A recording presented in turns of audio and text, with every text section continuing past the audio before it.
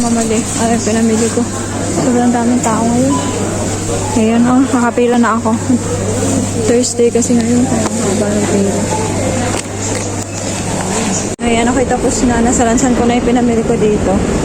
So, dito ako dumayo sa escalator.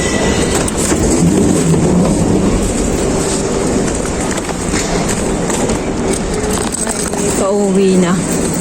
So, ayan, medyo maaraw na. Nagugutom na ako eh. So, ito talaga gabi-gabihan. Hindi yung kagaya ng gabi natin. Ito, gabi-gabihan. Ay, ang cute naman ito. Ang cute. Ang cute. Uwi na ako. At kami, anong oras na kakain.